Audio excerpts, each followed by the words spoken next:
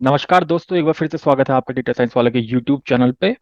हमने अभी पिछले वीडियो में देखा कि हम किस हिसाब से लीनियर रिग्रेशन का एक यूनिवेरिएंट एनालिसिस के लिए यूज़ कर सकते हैं। यानी कि इसको मैं अगर छोटे से स्तर पे अगर आपको फिर से एक बार एक्सप्लेन करूं, यदि आप पूरी तरह से डिटेल एक्सप्लेनेशन चाहते हैं तो इसके लिए एक बार वीडियो, पिछली वाली जो वीडियो है प्लेलिस्ट में, आप उसको रेफर कर सकते हैं। तो इसका पहले हमने देखा कि हमारे पास एरिया था, और एरिया के हिसाब से हम प्राइस प्रिडिक्ट कर रहे थे। लेकिन यदि आप इस कॉन्टेक्स्ट में देखें कि अभी जो हमारे पास डेटा है, तो इसमें हम क्या करेंगे, लगभग जो प्रॉब्लम है वो सेम है, लेकिन अब एरिया की जगह हमने कुछ और चीजें भी इसमें ऐड कर दी हैं, जैसे नंबर ऑफ बेडरूम्स, एजिस और प्राइस। ठीक है। तो जो अभी वाली प्रॉब्लम है हो जाती है, थोड़ी सी डिफरेंट हो जाती है कि हमें करना तो भैया इस बार भी प्राइस ही प्रिडिक्ट करना है। ठीक है। तो इसको मैं कुछ इस हिसाब से दिखाऊंगा कि इसमें मेरे को करना, प्राइस मान लीजिएगा, ये प्राइस को हमने प्रिडिक्ट करना है। और यहाँ पे जो फैक्टर्स हैं जिन जिन पे प्राइस डिपेंड होगा, वो होगा एरिया, बेडरूम, एज। ठीक है। और इन सब के हिसाब से हमारे एक लीनियर लाइन ड्रॉ करनी है। जो भी लीनियर लाइन ड्रॉ होगी उसके हिसाब से हमें आगे प्राइस प्रिडिक्ट करना होगा। ठीक है। अभी यदि आप ये जो सैंपल डेटा सेट है इसको हम देखें, तो देखिएगा कि जैसे जैसे आपका एरिया बढ़ता है तो वैसे वैसे प्राइस भी बढ़ रहा है। पहली बात ये हो गई। दूसरी बात, अगर आप गौर कीजिएगा कि जैसे जैसे नंबर ऑफ बेडरूम्स बढ़ रहे हैं तो प्राइस भी बढ़ रहा है। लेकिन जैसे जैसे एज बढ़ रही है, यानी कि कोई घर है जितना ज़्यादा पुराना होते जा रहा है उसका प्राइस घट रहा है। जैसे एग्जांपल लेते हैं कि मान लीजिएगा, इन दोनों का एग्जांपल लेते हैं। ठीक है। अभी इसमें हमें क्या दे रखा है, ये 3200 स्क्वायर फीट का घर है, ये 3600 स्क्वायर फीट का घर है।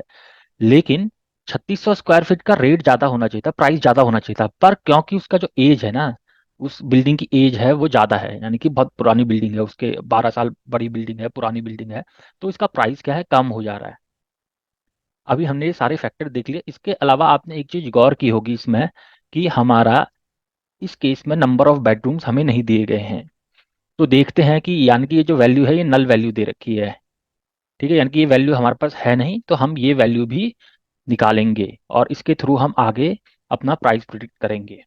तो बेसिकली मोटा माटी तौर पे हमारे पास ये एक प्रॉब्लम स्टेटमेंट है और हम इसके लिए आगे बढ़ रहे हैं। अब देखिएगा, इसके दौरान जब हम ये सारी चीज़ें करेंगे, इसके दौरान हमें क्या क्या चीज़ें करनी है उस चीज़ पे गौर कर लेते हैं। मान लीजिएगा कि मैंने आपको एक एग्जांपल दिया है कि आपके पास 3000 स्क्वायर फीट का एक घर आता है, जिसमें मैं आपको 3 बेडरूम प्रोवाइड कर रहा हूँ और 40 साल पुराना घर होगा। तो उसका मेरे को प्राइस निकाल के दो। या फिर एक 2500 स्क्वायर फीट का घर होगा जो कि 4 बेडरूम वाला होगा और 5 साल पुराना होगा। तो इसका मुझे प्राइस आप निकाल के दो। ये दोनों मैं अपनी मांगे रख रहा हूँ और हम इसके दौरान हम ये सारी चीज़ें सीखने वाले हैं, किस प्रकार से हम इसका यूज़ करेंगे।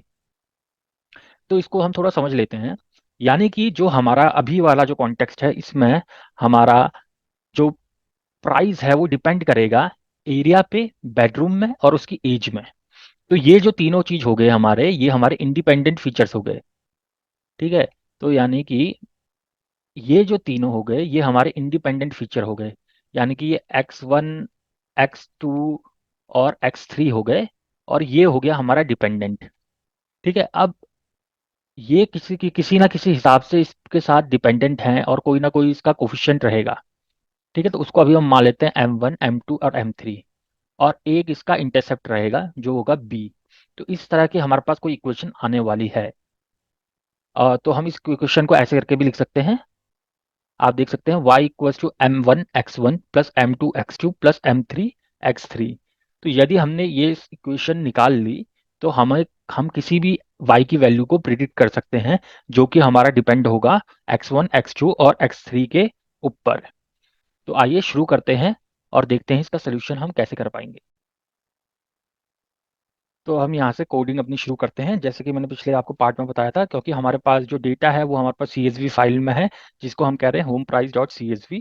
उसको इंपोर्ट करने के लिए हमें पेंडास लाइब्रेरी का यूज़ करना पड़ेगा। इसके अलावा हम नंपाई के भी ऑपरेशन यूज़ करेंगे और sklearn का लीनियर मॉडल यूज़ करेंगे, जिसके अंदर हमारा लीनियर रिग्रेशन हमारी एल्गोरिथम होती है। तो हम शुरू करते हैं। तो मैं करूँगा इंपोर्ट पेंडास एज PD। और मैं इंपोर्ट कर लेता हूँ numpy एज np, और इसके अगर आप फ्रॉम sklearn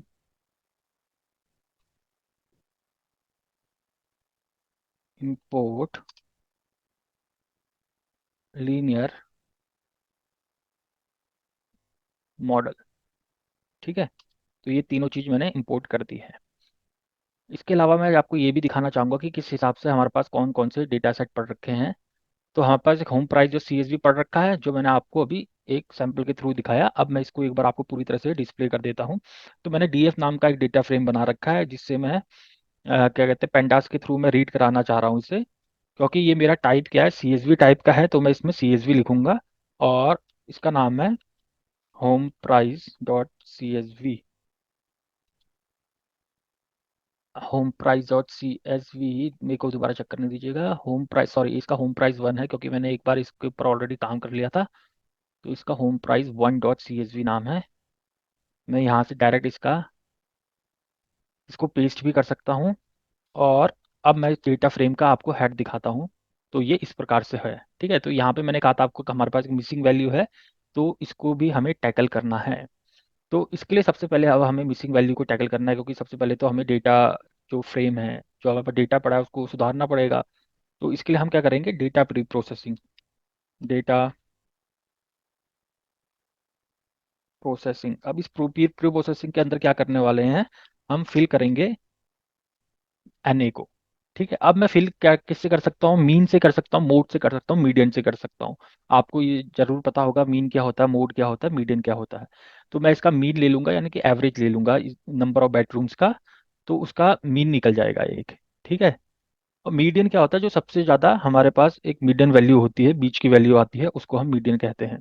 तो फिलहाल मैं इसके लिए मैं क्या कर देता हूँ, मीडियन से, ठीक है। तो लेट अस सपोज कि मैं इसको मीडियन से कर रहा हूँ। अब कोड में हमें क्या करना पड़ेगा इसके लिए, कि हम डायरेक्ट यूज़ कर सकते हैं मीडियन का। तो मैं करूँगा डेटा फ्रेम के अंदर मेरे को जो कॉलम है वो क्या है, बेडरूम्स का चाहिए 2, और बेडरूम्स का मेरे को मीडियन निकाल के दो। तो मेरे पास क्या आया, मीडियम आया 4, ठीक है। यानी कि मेरा इसका लगभग लगभग मीडियन कितना आ गया, 4 आ गया। अब मैं ये वैल्यू, जो सेम वैल्यू है, DF डॉट बेडरूम्स के अंदर मैं इसको फीड कर देता हूँ, ठीक है। पर मैं फीड अब हर एक जगह थोड़ी कर सकता हूँ। तो मैं उस जगह पर फिल करूंगा जहां पे मेरा NA है, यानी कि जहां पे मेरे पास नल वैल्यू है। तो मैं करूंगा फिल NA, यानी कि जो NA वाली जगह है उसको आप फिल कर दो। और उसको किस वैल्यू से फिल करो, इस वैल्यू से फिल कर दो, ठीक है। जब मैं एक बार इसको फिल कर लूंगा, उसके बाद मैं अपने डेटा फ्रेम को देखूंगा, तो ये डेटा फ्रेम में वैल्यू आ जाएगी 4, ठीक है। जो पहले की हमारी क्या थी, नैन, यानी कि नल वैल्यू थी। तो हमारा पहला छोटा सा टास्क यहाँ पे पूरा हो जाता है। अब मैं क्या करने वाला हूँ, इसमें हम अपना लीनियर रिग्रेशन मॉडल यूज करने वाले हैं। तो मैं फिर से एक रेगुलराइजेशन मॉडल बना रहा हूँ, रैग मॉडल बना रहा हूँ। इसको मैं इसमें मैं इंपोर्ट करने वाला हूँ लीनियर रिग्रेशन मॉडल को, जो कि हमारा लीनियर मॉडल के अंदर आता है, ठीक है। तो लीनियर रिग्रेशन, इसको मैंने एक ऑब्जेक्ट टाइप बना दिया रैग नाम से। अब मैं क्या करना चाह रहा हूँ, इसमें मैं फिट कर देता हूँ एक्स और X1 X2 X3 की वैल्यू, और बाकी वैल्यूज को, वाई की वैल्यूज को। तो सबसे पहले मैं क्या कहता है, रैग में फिट कर देता हूँ। और इसमें सबसे पहले मैं वाई की वैल्यू को अलग कर देता हूँ। तो DF dot drop price, price को ड्रॉप मैंने इस वजह से किया, क्योंकि मैं अभी केवल और केवल एक्स की वैल्यू लिख रहा हूँ पहले वाले पार्ट में। किस में मेरे को ड्रॉप करना है, कॉलम्स में मेरे को ड्रॉप करना है, ठीक है। तो ये इतना जो केवल है, ये मेरा किस में आ गया, ये मेरा एक्स में आ गया है, ठीक है। अब इसके बाद मैं DF डॉट प्राइस लिख रहा हूँ, जो कि है मेरा वाई।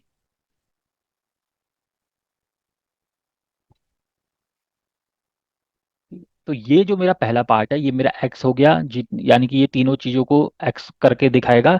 जैसे कि यदि मैं आपको यहाँ पे दिखाऊं कोड में, तो ये बड़ी अच्छी आदत होती है, आप कोड को ब्रेक कर लो एक बार तो आपको पता चल जाएगा। देखिए ये एक्स आ गया ना 3, और डी एफ डॉट प्राइस यानी कि ये, तो ये हम आगे आ गया हमारा वाई, यानी कि इंडिपेंडेंट वेरिएबल आ गया, ये डिपेंडेंट आ गया।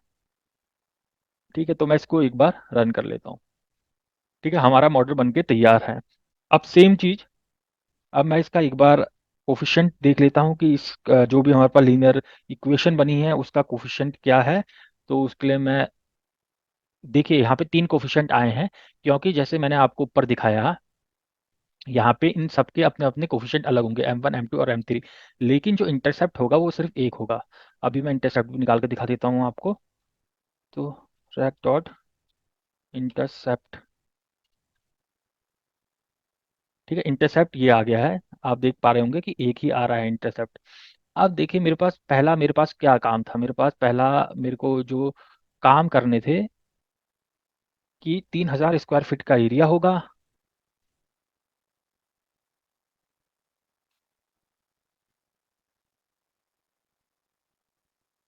3000 स्क्वायर फीट का मेरे पास एरिया होगा, 3 बेडरूम होंगे और 40 साल का ओल्ड होगा। तो ये सारा प्रिडिक्ट करना है। तो अब मैं सिंपल से क्या करूंगा, रैग यूज करूंगा और इसको डायरेक्टली प्रिडिक्ट कर दूंगा।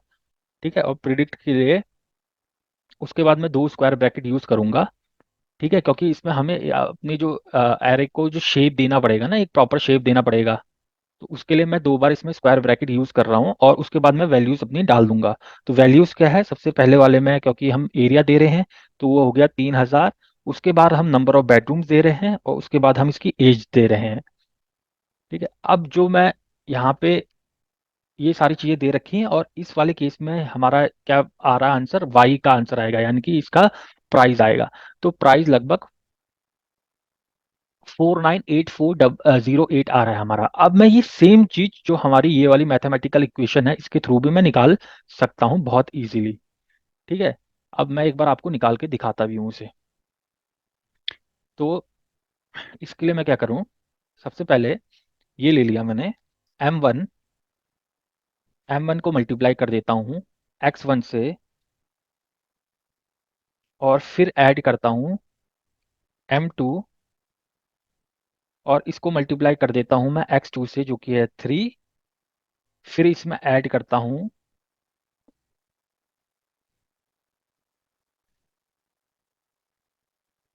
क्योंकि यहाँ पे माइनस का साइन है स्लोप में तो माइनस करना पड़ेगा, इनटू मैं इसमें 40 ईयर्स को मल्टीप्लाई करता हूँ, और इस सब को एक ब्रैकेट के अंदर ले लेता हूँ।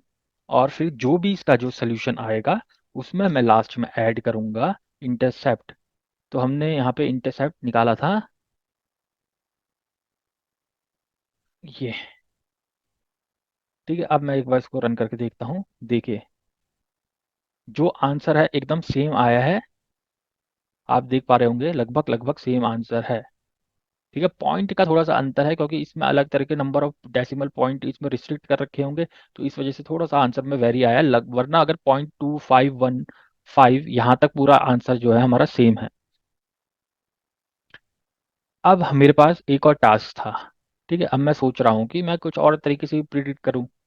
ठीक है, अब थोड़ा सा इसको लॉजिकली वे में भी सोचेंगे इस वाले क्वेश्चन को। तो सबसे पहले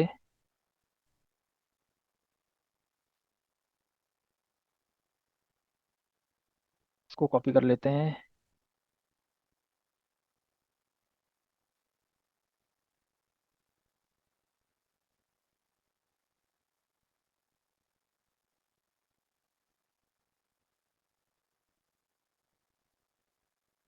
तो अभी हम, मेरे को क्या क्या करना है यहाँ पे कि मेरे पास 2500 स्क्वायर फीट का एरिया होगा, 4 बेडरूम होगा, और 5 साल का होगा। क्योंकि ये इसकी एज कम है तो इसका प्राइस हाई होगा। एज और बेडरूम में ये जीत रहा है पर नंबर ऑफ स्क्वायर फीट में ये हार रहा है, क्योंकि नंबर ऑफ स्क्वायर फीट जो भी हमारे पास अभी लिस्ट दे रखी थी ना उसके हिसाब से सबसे कम है। लेकिन इसमें नंबर ऑफ बेडरूम का साइज ज़्यादा है और ये प्राइस कम है, तो इसका इससे तो ज़्यादा ही आना चाहिए। ठीक है, 5,50,000 से ऊपर आना चाहिए प्राइस। ये मेरी गणित कहती है और जो भी मेरी सार्थक समझ है वो कहती है। तो अब मैं इसमें सेम इसको कॉपी कर लेता हूँ, यहाँ पेस्ट कर लेता हूँ, यहाँ वैल्यूज में चेंज कर लेता हूँ। इसकी जगह मैं डाल देता हूँ 2500, और नंबर ऑफ बेडरूम्स को कर देता हूँ 4, और एज को कर देता हूँ 5। ठीक है, तो देखिए 57 5,78,000 आ गया हमारा आंसर। ठीक है, आशा करता हूँ कि आपको ये मेरी वीडियो है पसंद आ रही होगी। यदि पसंद आ रही होगी और आप चाहते हैं कि मैं और भी इस तरह के कंटेंट बनाऊं, तो मैं चाहूँगा आप मेरे चैनल को सब्सक्राइब कीजिए और अपने दोस्तों के साथ इसको शेयर ज़रूर कीजिएगा। यदि किसी भी पॉइंट पे आपको कोई दिक्कत आ रही है, समझ में नहीं आ रही है, आप चाहते हो मैं दोबारा उसके ऊपर कोई वीडियो बनाऊं, तो आप मेरे को कमेंट बॉक्स में ज़रूर वो लिख सकते हैं। इसके अलावा मैं आपसे ये भी अनुरोध करूंगा कि एक एक्सरसाइज मैंने आपको दे रखी है, वो भी आप कीजिएगा। अब ये एक्सरसाइज में कुछ नहीं है कि मैंने अपने गिटहब में आपको नोटबुक दे रखी होगी जिसमें हायरिंग डॉट सीएसवी नाम की एक फाइल होगी। इसमें क्या हायरिंग स्टैट्स होंगे एक फर्म के, जैसे जैसे कि एक्सपीरियंस ऑफ कैंडिडेट का कितना है रहा है, और उसका रिटर्न में टेस्ट स्कोर कितना है, पर्सनल इंटरव्यू में टेस्ट स्कोर कितना है, और इन तीनों के बेसिस में एचआर डिसाइड करेगा सैलरी। ठीक है, तो ये सारी चीज़ें हमने आपको दे रखी होंगी। आपको मशीन लर्निंग का मॉडल सेम, आपको लीनियर रिग्रेशन जो कि मल्टीवेरिएट के लिए यूज़ करना पड़ेगा, और उसमें डिसाइड करना पड़ेगा कि उस बंदे की, उस कैंडिडेट की सैलरी कितनी होनी चाहिए। ठीक है, तो ये दो आपके लिए सवाल हैं, और मैं चाहूंगा आप ये उसका उत्तर दें, क्योंकि जितना आप खुद से प्रैक्टिस करेंगे ना, उसके उतना ज़्यादा आपको आएगा। यदि मैं आपकी तरफ से करते रहूं, आप यूट्यूब या अन्य रिसोर्स के थ्रू खाली वीडियो देखते रहें, तो उससे चीज़ें हल नहीं हो पाएंगी। अपना कीमती समय डेटा साइंस वाले को देने के लिए बहुत बहुत धन्यवाद।